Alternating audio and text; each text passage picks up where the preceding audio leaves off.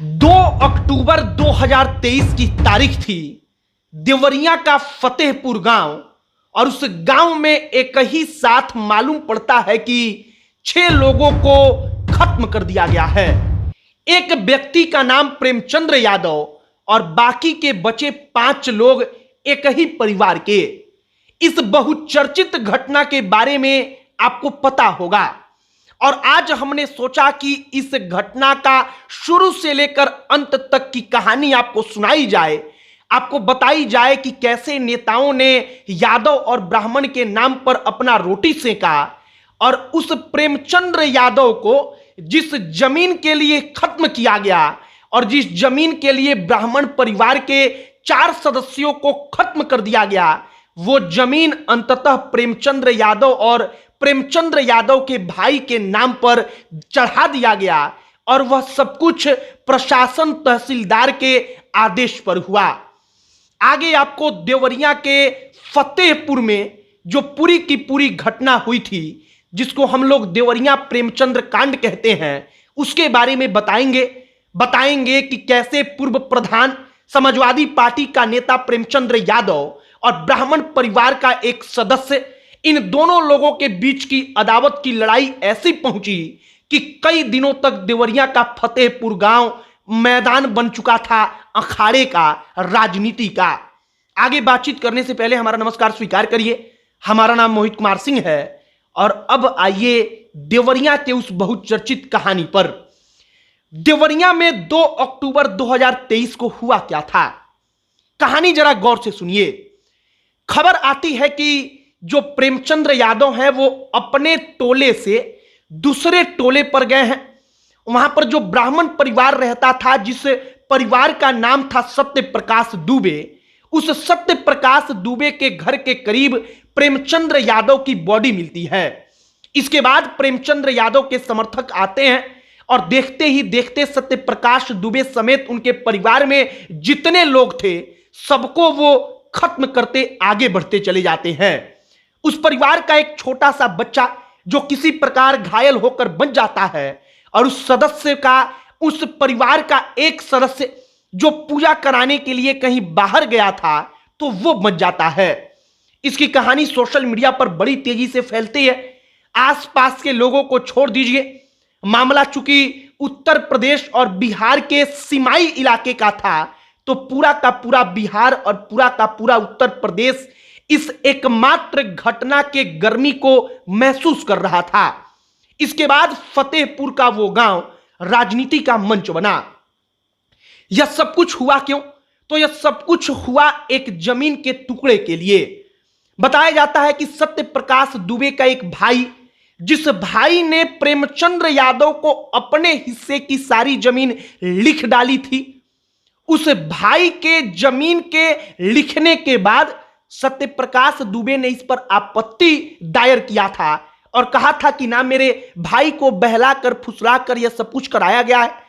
इसी चीज को लेकर पूरी की पूरी लड़ाई शुरू होती है और इसके बाद प्रेमचंद्र यादव उस ब्राह्मण परिवार के घर के इर्द गिर्द, उस घर के करीब कहीं पर उनकी बॉडी मिलती है और यह तारीख होती है 2 अक्टूबर की।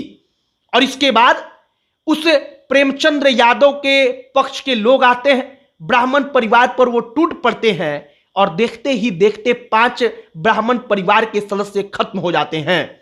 यहां पर गौर करने वाली बात कि नेताओं ने इसको यादव और ब्राह्मण का मामला बताया और वो गोली चलाने वाला ब्राह्मण परिवार पर प्रेमचंद्र यादव का ड्राइवर था, जो खुद जाति से ब्राह्मण था, नाम नवनाथ मिश्रा। नवनाथ मिश्रा को पुलिस ने गिरफ्तार किया। एक और कहानी सुनिए, आपको बड़ी हंसी आएगी कि जिस जमीन के टुकड़े के लिए एक ही दिन में एक ही गांव में 6 लोगों को गिरा दिया गया, वो जमीन इस घटना के कुछ दिनों के बाद तहसीलदार के आदेश पर प्रेमचंद्र यादव और प्रेमचंद्र यादव के भाई के नाम पर बैनामा हो गया, उसका दाखिल खारिज हो गया और उसी जमीन को लेकर ब्राह्मण परिवार ने आपत्ति दायर किया था। कुल मिलाकर जमीन ज्यों का त्यों रहा। जमीन जिसके पास जाना था उसके पास गया, लेकिन देवरिया राजनीति का अखाड़ा बन गया। एक ऐसा अखाड़ा कि ब्राह्मण परिवार के लड़के को अपने साथ बीजेपी के नेताओं ने घुमाया, बीजेपी के नेताओं ने उस लड़के को मंच पर खड़ा करके चंदा जुटवाया, एक माहौल बनाया अगर साफ शब्दों में कहें। और दूसरी तरफ प्रेमचंद्र यादव का परिवार, जहां तमाम यादव महासभा और ना जाने कौन कौन से नेता पहुंचे और उस वक्त पर सोशल मीडिया पर क्या उत्पात मचा था वो तो आपको पता ही होगा। फिलहाल देवरिया में लोकसभा का चुनाव है। लोकसभा के चुनाव में प्रेमचंद्र यादव की किसी भी प्रकार की कोई चर्चा नहीं है, ना उस ब्राह्मण परिवार की कोई चर्चा है।